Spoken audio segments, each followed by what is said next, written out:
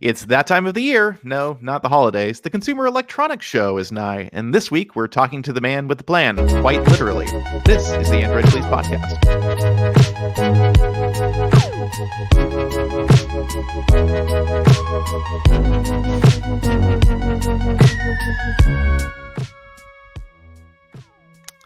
It's Monday, December 23rd. Happy Hanukkah. I'm David Reddick. Our guest today is the most charming darling from that side of the pond and from this side of Hertfordshire, Mobile Nation's editorial director, Nirave Gondhia.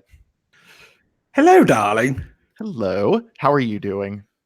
Oh, I'm so ready to get on a plane, disappear for a week, and then we get to our favorite time of year, CES. Our It's going to be absolute the insane one this year. Is it? I mean, so I guess let's get right to it. I had Nicole Scott on the show last week, and we talked a little bit about CES. I personally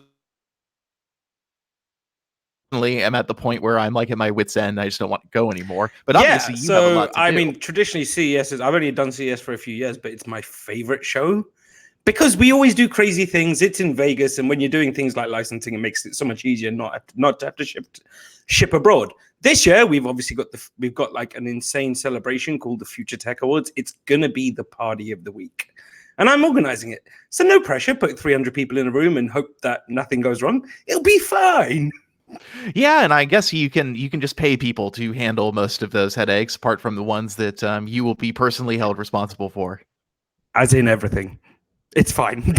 There's people paid. We have a great team working on it. But, when you get to a couple of weeks before and you're trying to organize winners, making sure we've got venue, dealing with pool tables, dealing with swag bags, dealing with the whole thing that makes a party and an event special, it becomes stressful. But that said, I can't wait for a big Christmas dinner. So, yeah, I've never planned anything like that. It sounds like, basically you're planning a wedding, but with trophies. Yep, you're not wrong, except... I mean, I helped plan my sister's wedding, so I know exactly how, weddings are more stressful because it's family and you can't tell them where to go at times. With work things, again, you can't. But I think this is the first time, especially when you're doing it for the first time and you're trying to set something up for future years, it becomes very hard. Not hard, but it becomes a challenge because you have to make sure it's done right. The first time you do anything is always the thing. And this isn't the first event I've done at CES. This will be, I think, the fourth, maybe fifth year of throwing a party at CES, but this is the first time it's been done in, this size, this scope, the fact that it's based around an awards and the fact that there's a lot of things going on. Yeah, that is quite a large. I've never had to plan something like that, so I'm sure it's quite a thing. So obviously, at CES, you're more on the business end of the team these days, and so the news is something you can casually observe and just kind of go, oh, well, that's neat, which is I think probably the best way to do CES, quite frankly, with a polite detachment from the actual electronics part of it and more of a focus on kind of what's going on in a larger sense. So I think this year, I talked a little bit with Nicole about this last week.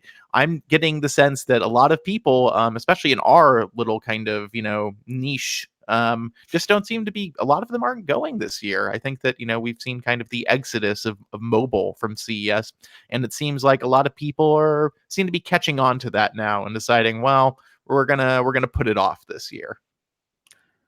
Well, this is it. I think we've seen that coming. Let's be honest. If you look at the CES for the last 4 years, it's been a gradual exodus on the mobile side. But the problem is we all think about just mobile, and mobile's great. When I look at CES, what's most exciting is you get to see two things that I think throughout the whole year aren't likely to change. You're going to see all those TVs, which will slowly start flooding in during the year, and I love to see that stuff. Honestly, love seeing the new OLEDs. Really want an OLED R rollable for my to put in front of the window because apparently that's the rage or whatever. But also, it's the smart home stuff. Like my friends in San Francisco bought a Toto washlet last year. It was debuted at CES. One of them was actually at CES just for work things and saw it and then placed an order for it. Like I would love to buy a washlet next year, and it's just one example. But who doesn't? Wasn't that thing like $3,000 or something insane. Like it was the most Yeah. expensive washlet they've ever. Don't get me wrong. I love Toto's washlet products. I wish I could like justify installing one in my apartment. But yeah, that was the one with like they demoed like a concept with like an AI toilet, basically, like some kind of insanity. I know. And I don't think that's the one he bought because it was only a concept, but it's still like, oh, what's new in toilets? What's new in bedding? What's new in all this random stuff that we're never going to write about? But I absolutely 100% will probably consider buying for my apartment. It's a great way to window shop. CES, I will grant you that. CES is great for smart home window shopping because the problem with smart home stuff, I don't know if you've personally experienced this, is when you're shopping online, there's like just a glut of information. And also like a lot of these companies are pretty bad at telling their product story because a lot of them are like randos out of China. But like if they can just assemble a booth like at CES, you can see everything and what all of it does. And somebody will sit there and basically give you a custom made tailored explanation for all of the products and tell you, oh, well, this one works with this one. We've had an issue with that. We're working on fixing this. This comes out, basically you can get like it's like concierge smart home service, basically. I mean, that is a brilliant way to put it.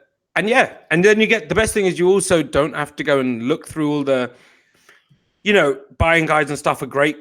They don't contain the information I'm looking for, like you said. And I don't want to sit there and look through all of those on the internet when I could just go by a booth and go, oh, hello.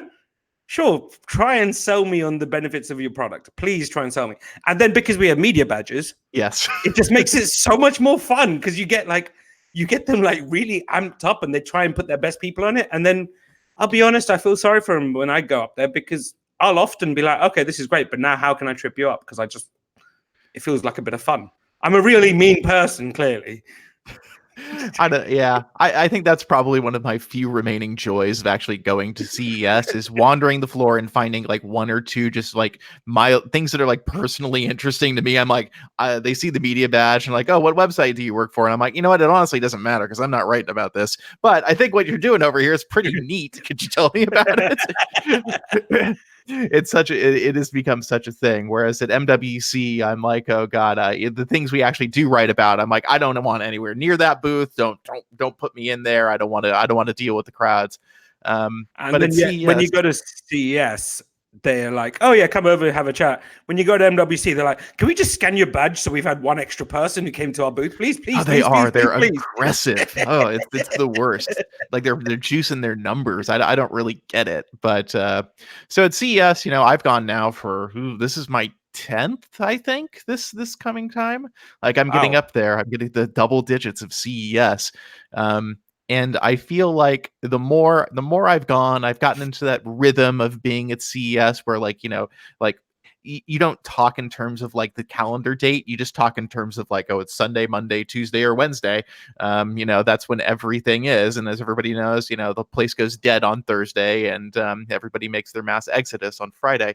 But what I've come to, feel about the show over the years honestly is more a sense of loathing, unfortunately, just because it's become so.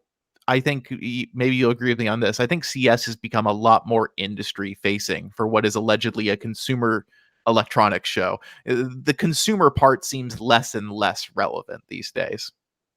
Yeah, again, I think especially in mobile, completely agree. No one cares. It's more become a place for people to have meetings, etc.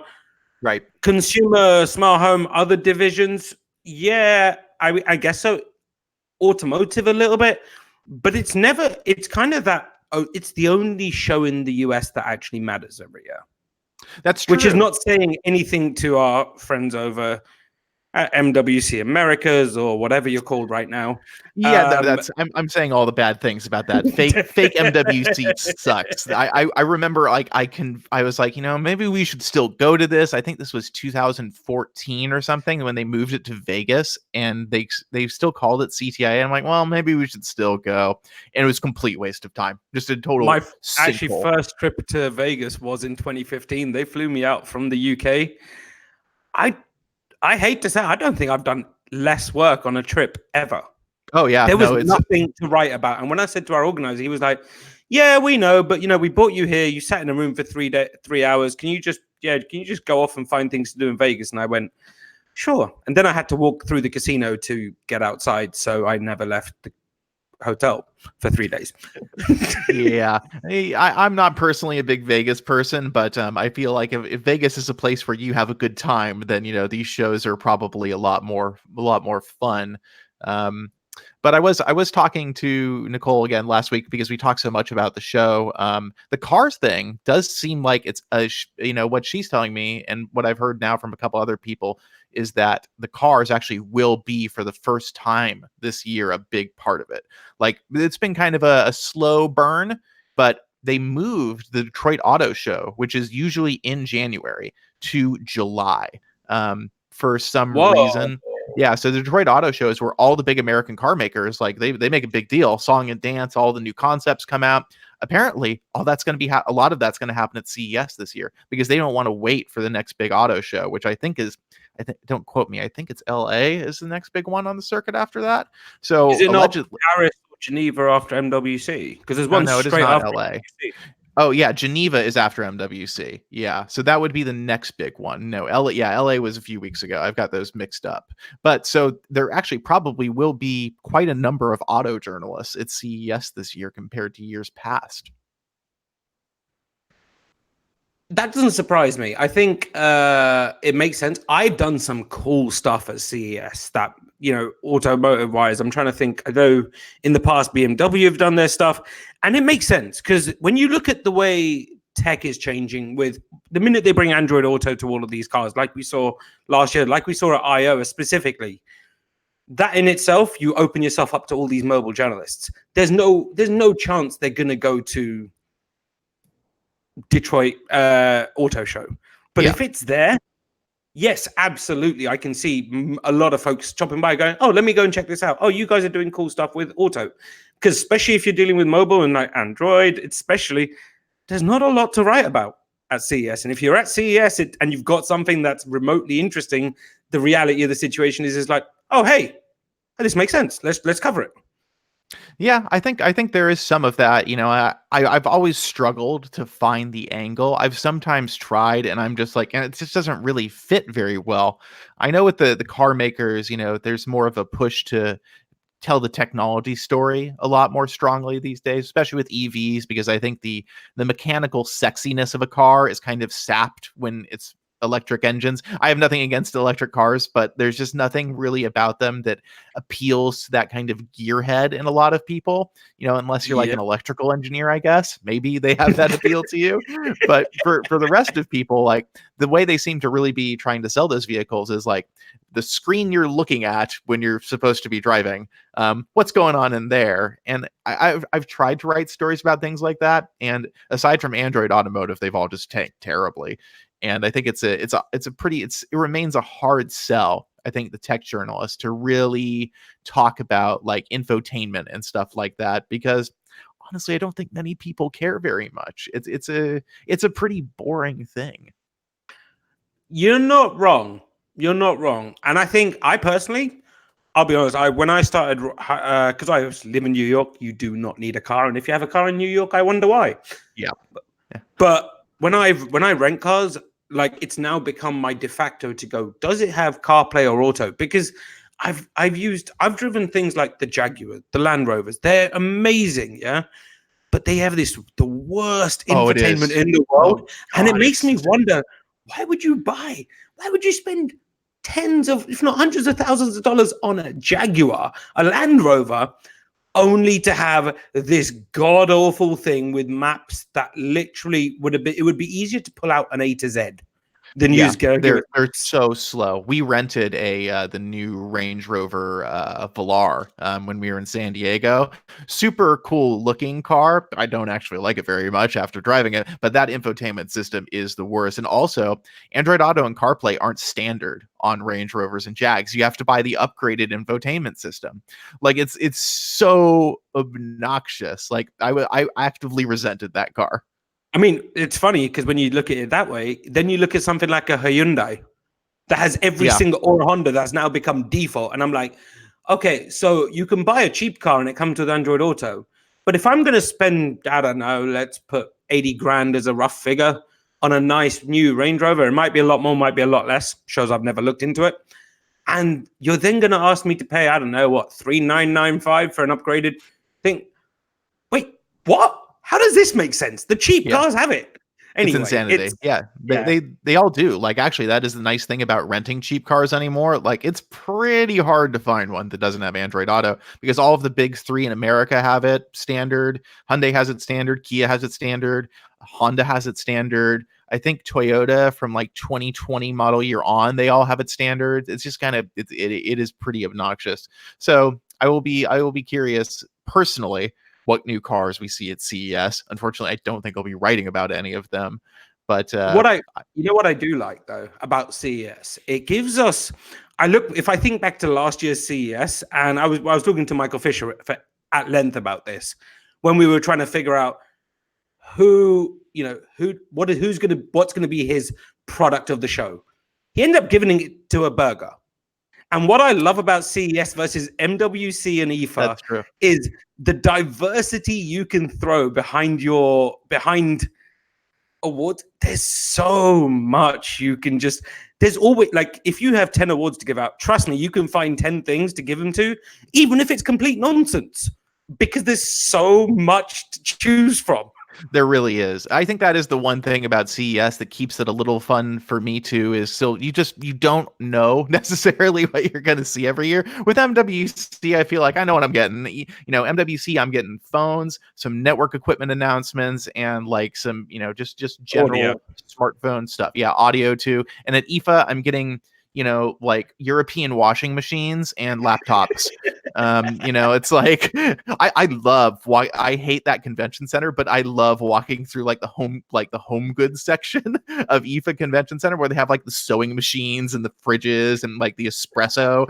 Like it's ridiculous. Only Europe would be like, these need to be really front and center for our convention. Well, what's crazy about that is, don't forget, I've never seen that many consumers, because that's the only true consumer show, because they actually let people pay, I don't know, 18 euros to get in there. Yeah, it's cheap. I've never seen.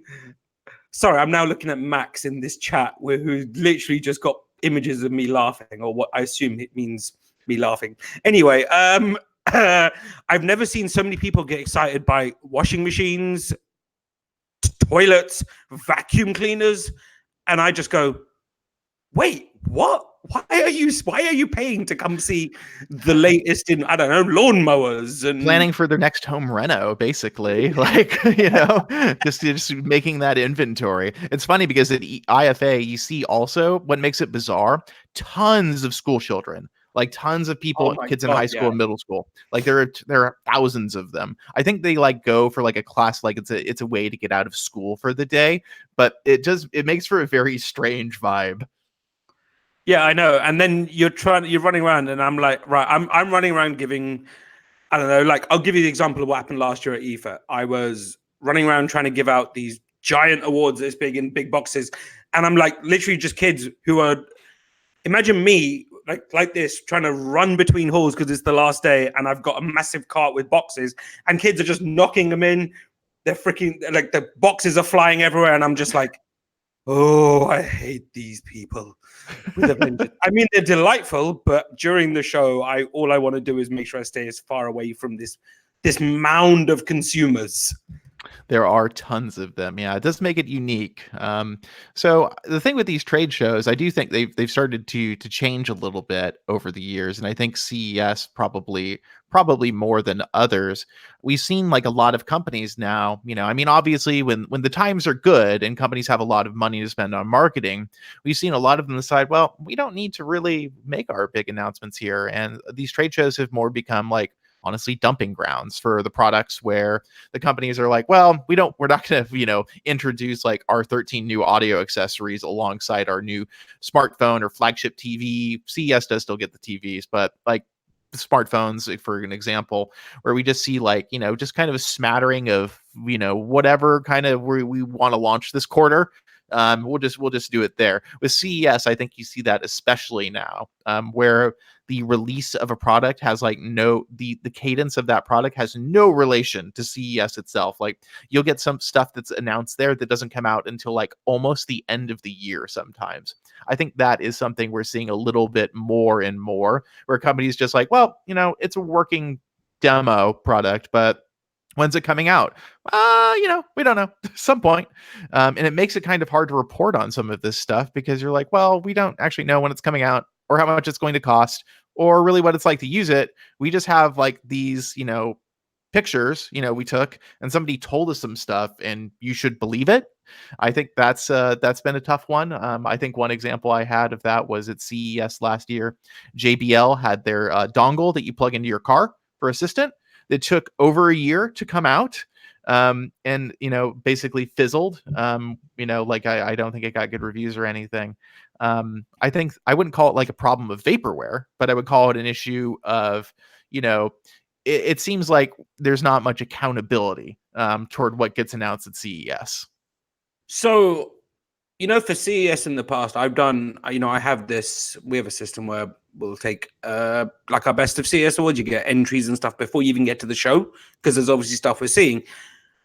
I agree. There's stuff I see throughout the whole year. And I think that's where the definition of CES has probably changed, as being in the past, it was like coming out this quarter or coming out to the US. There's stuff announced at CES that doesn't even come to the US anymore. Yeah. I think ultimately and I agree with this approach. The big guys, some of you're not going to see you're not going to see any mobile announcements probably. Although I hope Samsung does bring back the Note 10 Lite, S10 Lite, like they're rumored to at CES. That would have been amazing. Yeah. Yeah. I think that'll be a little announcement. Yeah. But the reality is now it's just a place we're going, right, we've got a ton of journalists. We've got a ton of people who potentially, there's a very small chance we'll cover it. So why would we're never going to get them to our own event. So, and why don't we just do it at the big show? So like the big guys are all like, yeah, we can do it at our own time, whatever. And, will you still launch our TVs and stuff? I still hold out hope that one day we're just going to see some like a massive announcement that goes, oh, wow, I was not expecting that from at CES. Yeah, I think there'll be a little bit of. I think OnePlus is doing what OnePlus does very well and generating some hype. They seem to. I think they've realized at this point they can get a lot of attention by doing this whole concept phone thing because there's just kind of this vacuum of mobile news anymore. But we'll see what happens with that. Let's switch gears. And first, going to run a little advertisement for ourselves. Android Police, we are live 4 times a week. Our podcast is live 3 times a week, usually around noon Pacific. Today we're a little early, but Monday, Wednesday, Friday, you can catch us most weeks. We'll probably only have 2 shows this week, though, just so you guys know. That's twitch.tv/Android Police. It really helps us if you subscribe. So if you have Amazon Prime, you can actually link that to Twitch and subscribe to our podcast for free. You get 1 Twitch Prime subscription a month. And if you renew that every month, you keep contributing to our podcast. It takes no money from you, but it actually does give money to us. So if you support the cause of taking money from Jeff Bezos and then transferring it to us at no cost to you, this is a great system. You can also choose to pay actual money if you want to. Our tier start at $5 a month on Twitch. If you just want to give a donation or say thanks for all the content and fun we provide you, just go to androidpolice.com and hit the donate button. You can set up a one-time donation or you can do a subscription, whatever you want to do. Thanks for listening, everybody, and we'll get back to the show. All right. So, Nirav, let's talk a little bit about you and kind of your history. And, I mean, you've been doing this for quite a while. I know that, you worked with Rita back in the day on a website about, which was it, Symbian, right? Oh, indeed. What was that? Symbian? Oh, lordy. You know what? I've forgotten. I've forgotten the name of it. I do tell you what, Rita is adorable. This is, I think we're at 12 years now, 13 years doing this, to the point where I've lost track of how many MWCs, but I know it's more than 10. Actually, that's, not too much longer than I've been doing this. So, you obviously grew up in the UK. I think you're a bit older than I am, and Me, so getting David, I into wouldn't go that far. we'll have that conversation offline. So, growing up in England and kind of obviously, I'm sure you had some kind of strong fascination with technology from a young age, as most of us in this profession do. I think that's just kind of how it is. But like when you were growing up, what was the tech that was like most interesting to you? What really got you excited? Okay, so there's a large part to this that a lot of people don't know about me, but I only got my first phone when I was about 15, Yes, 14. same here. My first computer at 17. So Wow. growing up, I actually didn't love tech. I was just like, whatever. I used to play some football, I used to swim, I used to just chill and enjoy life. And then, then the internet took over. And I discovered this world of people who are far more interesting than the people I used to hang out with. So I decided to get into this space. But like when I grew up, it was all about the communicators. It was that era of the 8210. In fact, give me one moment. Nirav is going to retrieve what I can only assume is a phone. Well, I mean, you know me so well. It was about this. So that is a Nokia. I know nothing about Nokia phones. 8210. 8210. And here's what I'm going to call the world's first. I'm going to call this the spiritual predecessor to the Galaxy Fold. That is again something I don't even know anything. E90 Okay, Nokia E90. Okay. with its open screen. So these products were the absolute rage back then. And then I have a really funny story for you. I used to be quite I would call it, a child who liked to push the boundaries, which actually isn't that interesting when you know me at this age. 20 years later, I still push the boundaries of what's acceptable in life. But specifically, my father wasn't too pleased at times. So we went through this phase of over a couple of years of me buying, him taking away my phone, refusing to let me buy my own one and taking my phone away. So I discovered through my paper round that I could continually buy phones. And my favorite story is every time he took mine away, I was like, all right, cool. I'd go out, buy another phone. He'd find it, take it away. And it gets better. The best one was when at one point I got really angry. So I bought a couple and then he found my 3410. The day after I bought it, it just gone through its first charge overnight. I think I went for a shower in the morning, left it on my bed instead of under my mattress. He found it. It was 1 day old, fully charged, put it in a safe. And 20 years later, for Android Authority, I opened the safe, found it, and it was fully charged. 20 years later, pristine condition. And it just took me back to those were much simpler times. Kind of beyond that, though, I think I think it was post turn of the century, like early 2000s, when I got really into this. Like the minute I hit, I think 18, which is 15 years ago, phones took over my life. I started working in retail. I started buying loads of phones. I remember some of the original Xperias. And just from there, developed a love, and still through all of that, kind of still loved Symbian until the N97, 20, like I had about 10 of those. They kept breaking, and then I went, okay. So then Android and iOS overtook my life. 10. I tell you what, Oh I my would still God. have one now because I loved it so much. See, this is an era of smartphones. Like, I it's not that I wasn't old enough to have smartphones at that age. It was just more that I didn't care. And so like this is all like a foreign language to me. I just don't know anything about these Nokia phones. And honestly, Nokias weren't very popular in America in the first place. We were definitely BlackBerry Nation for the most part in those days. That was pretty much what everybody, if you had a smartphone, which a lot of people in America didn't until the iPhone became popular. So like we never had any of that. Oh, you had a little bit of Windows Mobile, but those were usually work devices. I don't think many people. The BlackBerry kind of for a while in the UK, BlackBerry was pretty popular, at least amongst work people. Yeah. I loved them. I used to rock back. Like it's crazy. I've been using two phones now for well over 10 years. It's become second nature that if I only have one, it's kind of crazy. There are times when I'll rock three, which I'm sure we've all been. Well, we probably haven't. Let's be honest. Most people don't. Most people only have one, and even now, people ask me, "Why do you need two?" And I'm like, "What do you mean?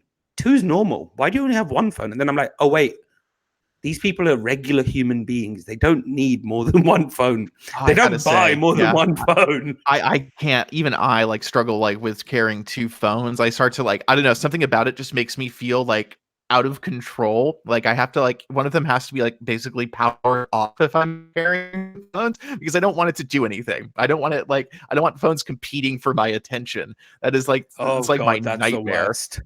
Oh, it's Oh it, Lordy.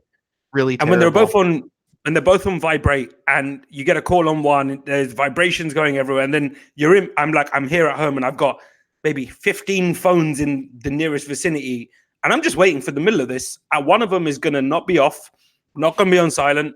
It's going to start vibrating, and the entire desk is going to shake. I don't even know what's going to happen. I know, and that's one of the things that like I always make sure to turn off all of my phones except the one I'm using, but I do occasionally forget because I'll need to like test something or like you check on something, and then I'll leave it and it will like vibrate randomly at like I'll hear it at like 6 in the morning, and I'm like, what the fuck is that? I am going to kill that phone. It's the worst. Like I become like become enraged at like this random vibration. I'm like, this is not right. I shouldn't be hearing this right now. Yeah, I think our phones have altered our psychology in subtle and not so subtle ways over the years. I mean, I think that's the best way to look at when I look at something like an E90, and then I look at, Max will appreciate this, and I know he's there. I look at the E90, and then I look at the Fold. These two things look very similar. There's size differences, obviously, and there's functionality, but the E90 did a lot less. And I think back then, before the iPhone, no one really understood that apps is what was going to end up being the future of this industry. Like I remember working in retail when the first iPhone came out. It was popular, at least in the UK, it was popular, but it wasn't insanely popular. It was year two. It was when the iPhone 3, was it the 3? I think it was the 3 that bought the App Store, or the 3GS, one of the two. That changed the world forever. And when I look back at like Symbian, and this is a total tangent, but Rita will appreciate this. When we look back at Symbian, and I look back at people like, I remember having an interview with Olli-Pekka Kasvuova, the former CEO of Nokia, during that time. And he was like, we're not worried about the iPhone because no one uses a phone this way. And 2 years later, 3 years later, that business was dead. BlackBerry was dead. Windows Mobile was dead. And even through its resurrection into Windows Phone, there was one principal reason that those phones died. And it wasn't down to design, because they were some of the sexiest phones I've ever used. Like the Lumias, gorgeous. You look at, you go before that, you look at remember the N86 with the, you could slide it one way for the keypad up. And if you slowed it down, the screen down, you had the little media controls button. All of those failed because of apps. And I think apps is, when you look back at this last decade, apps is probably the one thing that will literally change the world forever. I think you're absolutely right about that. They were really, I don't think we maybe think about them that way, but they were basically the linchpin. If you wanted to make that transition, you had to have that. And without the apps, all the platforms that didn't have them, BlackBerry, Symbian, Windows Mobile, Palm OS, all of them did. I think that's a pretty succinct explanation. BlackBerry 10. Yeah, BlackBerry 10. Yeah, oh, the worst. Yeah, that I've got stories about that. Ooh, yeah. I never used a BlackBerry. I never used BlackBerry OS. So like I never became familiar with it, never really cared. Like it just wasn't something that was on my radar. At that time I was still using flip phones. You know something, it's crazy. I think back to the late 2000s. And this is there's a part to this that I don't think many people on our side, David, have seen in this industry. But I spent the best part of 7 years alongside launching my site, working with Reader and all these other people, doing phone repairs in store for carriers. Jesus Christ. The amount of Java errors, and anyone who's had a BlackBerry in their past knows full well when you wake up in the morning, it's working fine. You put it down and you pick it up 4 seconds later and you get the white screen of death with the words Java error. It was basically the worst nightmare. Imagine you wake up in the morning and your iPhone, your Android phone has just gone, oh, sorry, we had a complete OS failure and you have lost everything. Oh. Everything. And then you get people, you go in and they go, yeah, sorry, there's no physical way for us to back it up. What do you mean? I'm like, you needed to back this up. Oh, we didn't know how to use the backup software. This is in before the days of Google and stuff. They were bad times. They were really bad times. Yeah, computers but at the same time used to be brutal. Yeah. Yeah. Java killed a lot of things back then. I mean, that was, honestly, the same way for years and years with Windows computers. I remember growing up, like, if I screwed up the family computer, like, it was my head. Like, it was like there were, like, all the tax documents on there and everything. And, my dad would put work things on the computer. And, when stuff was gone, it was gone. And, we were not like, a super computer savvy home, probably more so than most, but like, you didn't use backup software or anything like that. Like, you didn't think about the fact that your hard drive could fail. People weren't like considering that in like the home. And now we're like, if you can't get something back from your phone, like you would flip out. Like you'd be like, how is that even possible? Like, how could I lose my photos? That's not possible. Like they're everywhere. They still have to exist. I guess that, things have become a lot more convenient that way over the last decade, really. I mean, I did recently, about a year and a half ago, lose about 10,000 photos. So I know that feeling. Just to go back to the old days for a second, because I love talking about the old days. In my day, things were a lot easier. Do you remember the worst feeling in the world when you downloaded something from the internet and you started seeing your computer go and you were like, no, please, yes. Control Alt Delete, restart. No, don't do it. Please work. Everything crossed. And then you're like, phew, I'm not going to download anything for another week. I became an expert in virus scanning and malware scanning apps real fast when we got broadband internet. That was the moment when I became very familiar with all of those utilities, with all of the very legal activity I was doing on my home computer. Oh, of course, all complete. I would have no idea what you would mean otherwise. But to go back, like even broadband. Remember the date, like dial-up. I remember. All right, Jules is making me laugh with this Twitch chat. It's actually great. I remember when you look back at my favorite was MSN. No Twitter, no real text messaging. Before I got my first phone, I'd be on the computer and I'd be like talking to someone, and I'm like, this is amazing. And then someone rings the house line, and my mother loves to talk. And if she's listened to this, I love you dearly, but you do love to talk. You know this. And then I'm like, okay, so I'm on ADSL dial-up. I cannot respond to this message. I was just typing the most greatest response because it took me about 30 seconds to think of it. And then the phone call comes in. And then an hour later, I go back and that person's not online. And I'm like, oh, I've got to wait a whole 4 days until I potentially catch her online. Those were easier days. Well, they were harder days, but they were also like simpler and purer days when the minute you said, meet me here, you had to meet them there. There was no other way to do this. If you left the house, you had no other way to get in contact. Yeah. I mean, I'm trying to think like, I think we had internet circa, I want to say 1994, 5, that's the thing when we got our first, which was a 14.4 dial up, which was just the worst.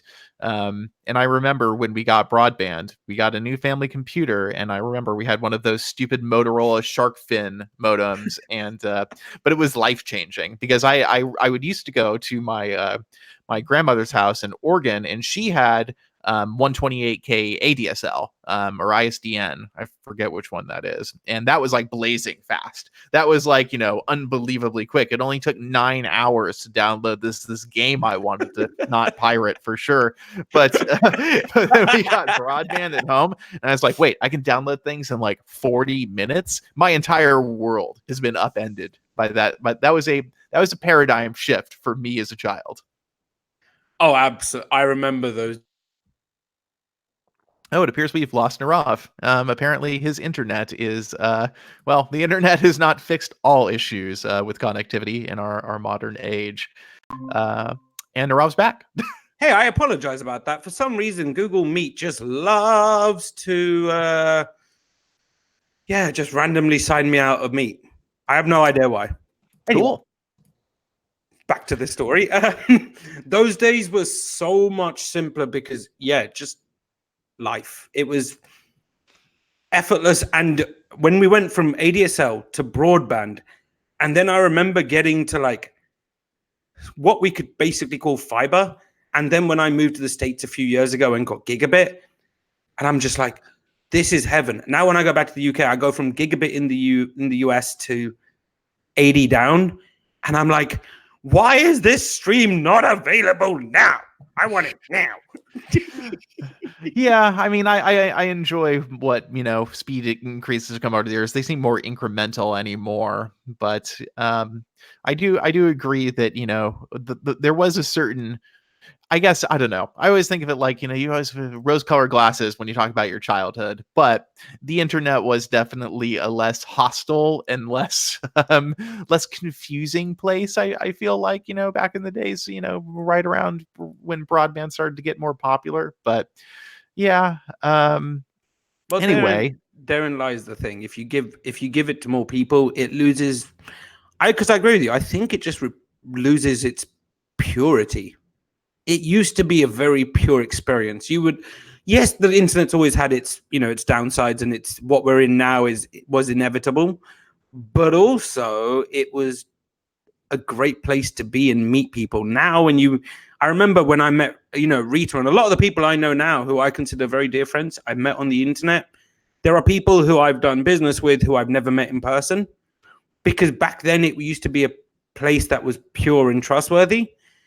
And then the world and its oyster everyone became a citizen of the internet, at which point I think you lose faith in humanity and the people that surround it. When I meet people on Twitter, I'm nowhere near willing to engage with conversation with people that I've never met before, at least in deep ways, purely because you're like, who is this person? All right, at what point does the vitriol and abuse start? Which is the most important thing. or what do you want from me? Oh my God, yes. That is unfortunately often what the case is. I mean, I will say that the nice thing about this job, which I did find on the internet, and I didn't meet Artem for probably a year until after I started this job. I think it was quite a while. And all of my coworkers who eventually came on, and some have gone, some new ones, all of those people, I mean, I've met through the internet, which is kind of a crazy thing to think about. Like I the first time I met all of these people was online. Almost never do I meet someone anymore who like works in our industry where I'm like, I've had no online interaction with you. I had no idea you exist. That's rare.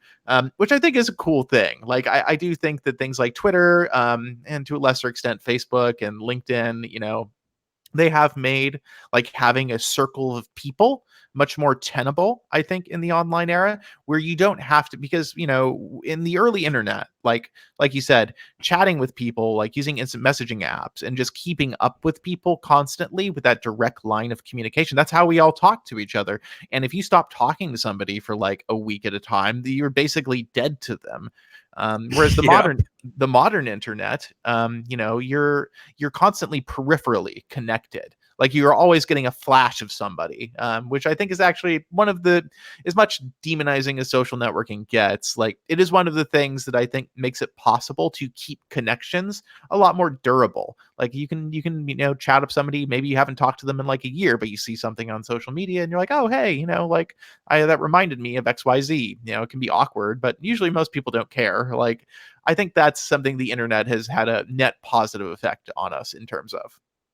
I agree. And I think Facebook used to be great. Like, for some people it is. For me, Twitter changed my life. Because I got involved in Twitter in 2009. And literally since that point, it's changed everything. Like the best example I can give you, and I say this a lot, is I work for Mobile Nations, well, Future Labs now, and Future, etc., which is formerly Mobile Nations. One of my first 50 followers on Twitter, my boss, Kevin, who I briefly talked to, then we lost touch. And then a couple of years back, we got back. We got back in touch with each other, but only because of Twitter. Like I still count what I have here, like and the job, etc., and the things I do down to Twitter. Same with same with when I joined AA. I'd never met Darcy. I met him in China, but I'd met Josh on Twitter. I'd never met him in person. Josh and I had talked for a few years on Twitter, and he helped me get that job. So yeah, I think the internet, net positive, Twitter especially for me, even though despite vitriol and stuff, which I haven't honestly have not had that at all. It's been, you get to meet the best people, and you can talk to people who probably wouldn't give you light of day in real life as well. That is true. I mean, that is definitely true. It has enabled like me to have professional interactions with people who I would never feel super comfortable, like just walking up to, because a lot of times on Twitter, people approach you or like interact with you. And I think it is a cool thing. And I use it way, way, way, way too much. And I keep telling myself I should just spend less time on Twitter. I should put like a screen timer on the app or something, but I never do. It's one of those things that I'd have a hard time going back to living without. Twitter without David Ruddock's, his own brand of insight, cynicism, and expertise and analysis rolled into his Ruddockness, just wouldn't be a place worth visiting. Oh, Nirave, I was just waiting to be buttered up. It was a when, not an if. Oh, absolutely. I mean, you know me by now to know at least at some point that's going to come out. So, let's see. What are your big predictions for, it's the end of the decade. So I feel like we have to do this. Like, maybe not even, let's say, next, I like talking about this people because personally I am kind of like, I feel like I can have a slightly narrow mind around like what's going to happen in the next 10 years. And obviously you are probably one of the biggest Galaxy Fold fanboys in the industry right now. Where do you see mobile going in the next 10 years? Whatever do you mean? 1 second. I don't know what you're talking about. Galaxy Fold, what's that? Anyway, yes, probably one of the biggest. I'd happily give Max that also, those props as well, because I think otherwise he might give me some abuse on Twitter. But I'm fairly certain he is also a huge fan. The reality of where I think the industry is going, I think there's a few different areas. First, I don't think anybody knows fully where it's headed. And when I look back at the last 10 years, and then I think about where we are now, and I think about the stuff I was thinking that would happen, no. Like some of it did, most of it didn't.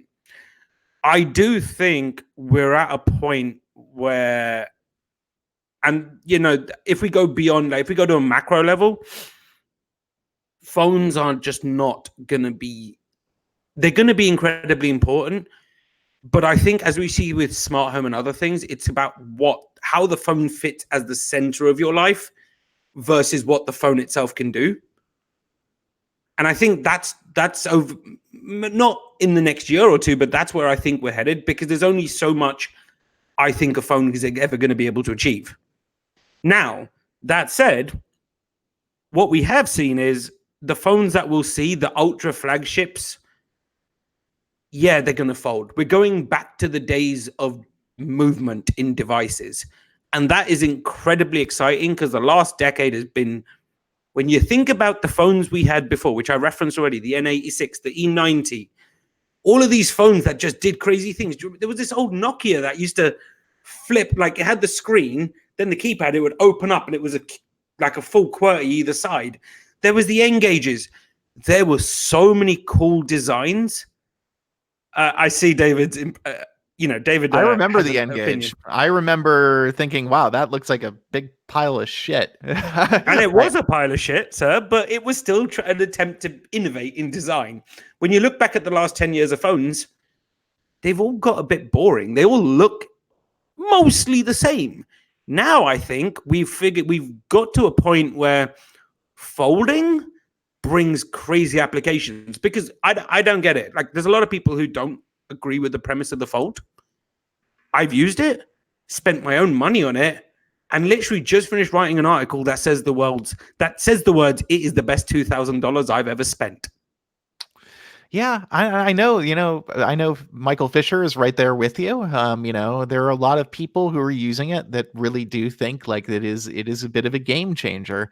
And there are, as with any kind of new technology, another large group of people who like me say that I'm not sure that it's going to really, be a long-term thing or at least a mainstream thing. I don't know yet because I think that there are my trepidation around like folding stuff has mostly been, well, how do you tell a normal consumer like this is better?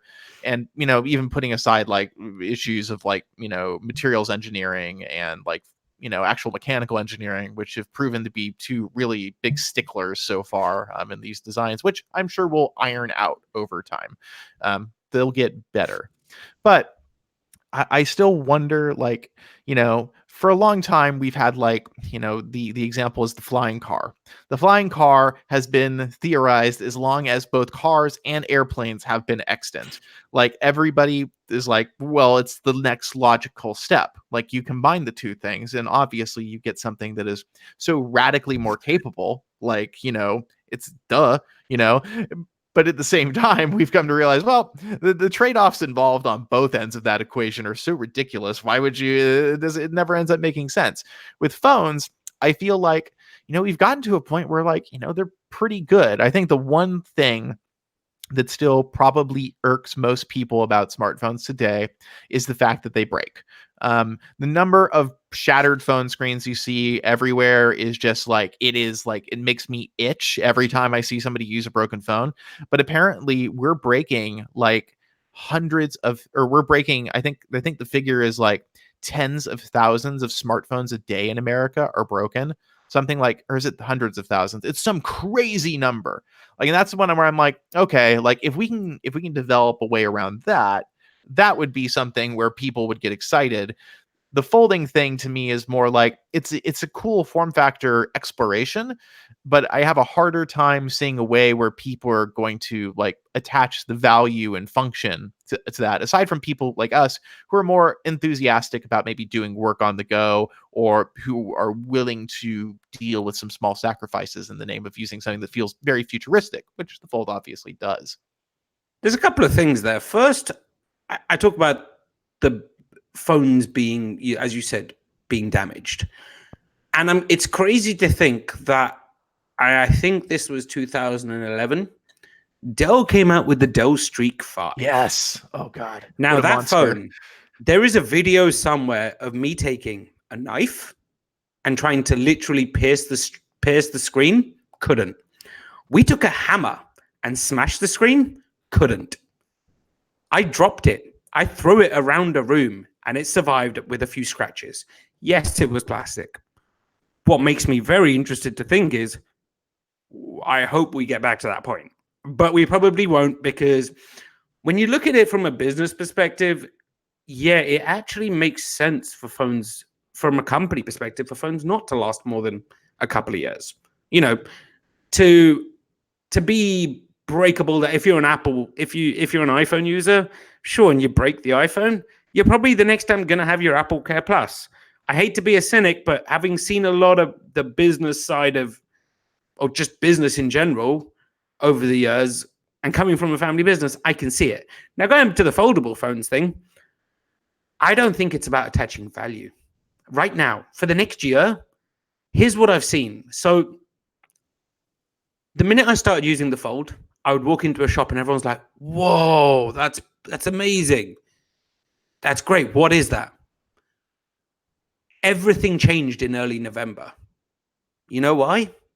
One product. Guess which one? Would that be the Galaxy or the Razer? Yeah. Yep. Because, and I know this clearly, the first thing now is, whoa, is that the new Razer?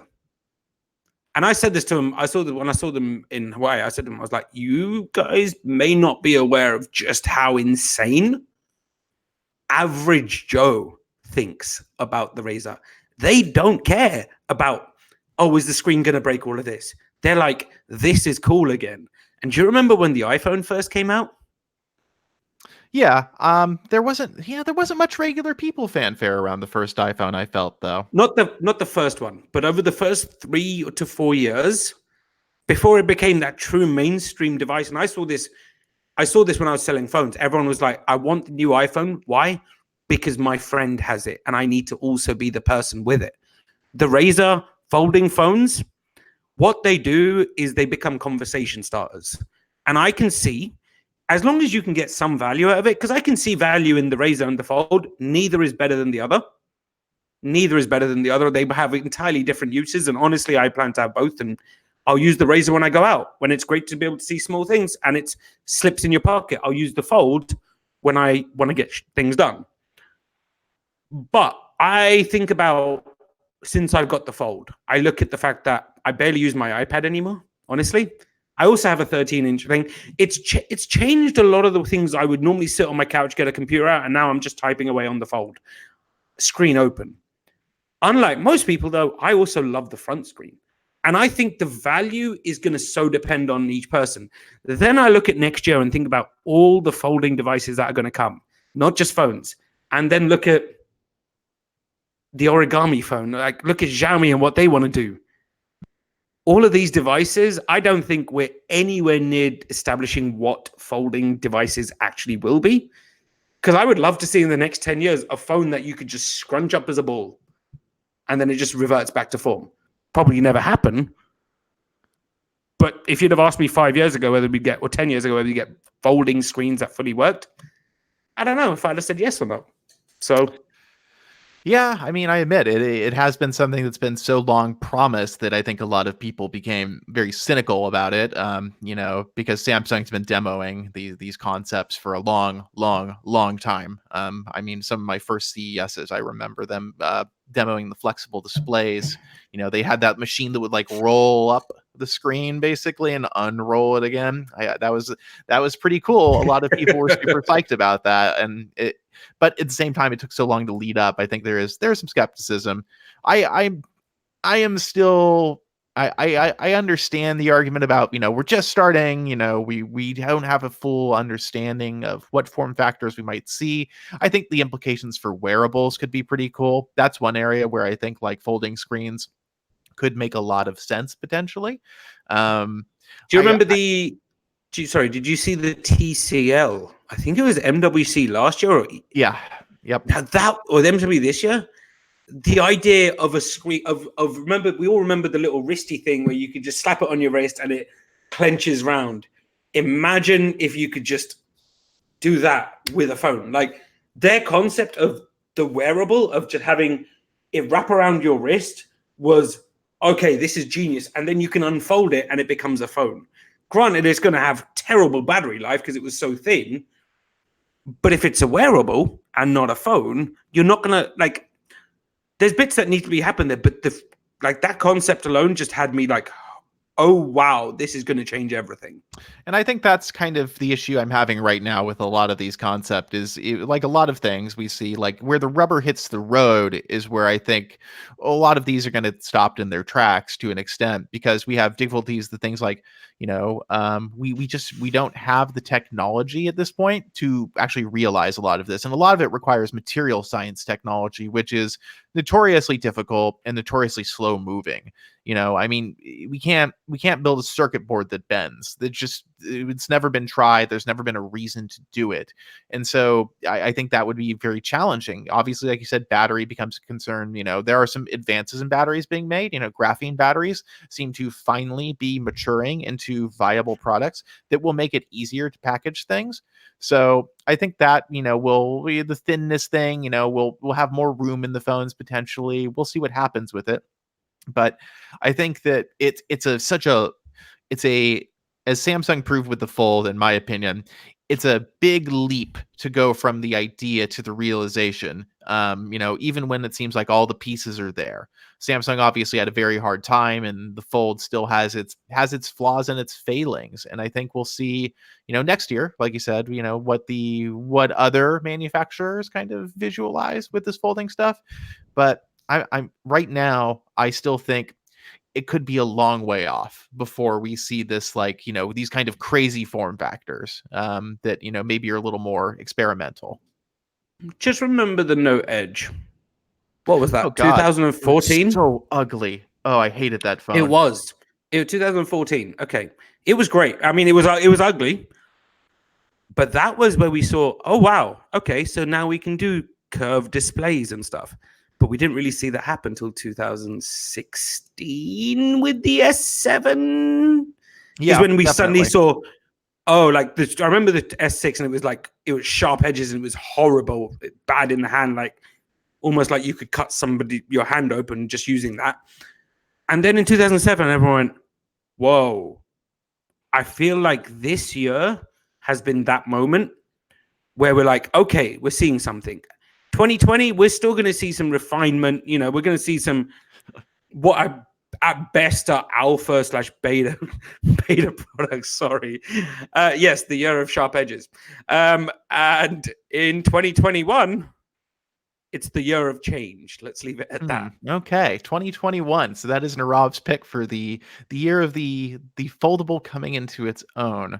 We shall see. I think that does make some sense because they now have the opportunity to get designs in the pipeline for more modern components and probably a lot of refinements to the mechanicals and everything. I have to say, I've heard both of the Razor and the Fold that they develop creaking over time, which to me is I don't want my phone to creak. Yours is still creakless. I definitely used a Razor in Hawaii that creaked, which Oh, was a bit. I absolutely. And I know, as we're saying in the chat, yeah, Max definitely had his get to a creaky point. I remember only bought this in, I must be about a month in now because I bought the 5G version when I went back to the UK last month. So Oh, okay. I think it's going to be okay. It's a month. We'll see. I haven't used it long enough to go, absolutely, yeah, this is great. But like to go, it's not going to have any faults. And based on what I'm seeing, it's inevitable. I think that's why Samsung, when they came back and said, oh, here you go. You've got your, what was it? What did they offer on the Premier service or whatever? Yeah. That was pretty smart move, at least in the UK with the higher price of this, the 5G version, which was $2,500, 2,000 sterling. They gave you a year of it for free, including one screen breakage or like accidental damage or water damage. And on that Yeah. note, here's the big thing that stops, I think is gonna really be it's the challenge for making foldables mainstream. And I've said, I think Max knows this because he said, I've said this to him a few times. I've said this on Twitter a lot. I have never freaked out so much about a phone. Like in 5 years, I haven't freaked out about a phone getting a drop of water on the screen because this is the one that I feel like bit of water, bit of dust, and I'm like, oh dear. And I had a bit of dust start to travel towards the edges, and I was like, no, let me get it out. No, I can't put too much pressure. It's a fragile thing right now. Yeah. And I think can see that breaking so quickly, it's unreal. Yeah, that definitely does seem to be an issue. I'll be curious to see what happens with the Razer reviews and how they hold up. But yeah, Max says in the chat, I literally stop using my Fold if there's any rain forecast. He's not wrong. When I go outside and I look at the weather, I'm like, right, Fold staying upstairs, and I just take the iPhone with me, or I take Yeah, whatever other phone I want. The Fold isn't that it's not going to survive a daily thing.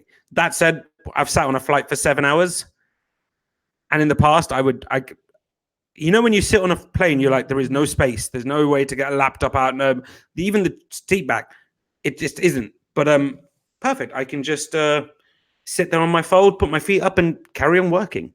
Yeah. So speaking of flights, I believe you have a plane to catch. I do. I need to get to the airport in the next few minutes. I have to leave in a few. It's all right. So I we will let you go. Thanks for being on, Nirav. Where can people find you? I am on all of the internets, in all of the places, and my name is everywhere but Instagram. Just look for either Nirav. Okay, on Twitter at Nirav, on Instagram at NiravG, and on Facebook. I don't use Facebook anymore. Okay. And on Twitter, I'm at RDRV3. Our producer, Jules Wang, is at Point Jules, and our theme music is by Home. We will be back here next week. We'll be taking Christmas Day off, but we'll be back on Thursday for a special episode with Engadget's own Sherilyn Lowe. We hope you'll join us. In the Ooh. meantime, whatever you celebrate, have a great one and take care. And thanks again for being on, Nirave. Hey guys, thank you so much. That was amazing. I Safe. apologize.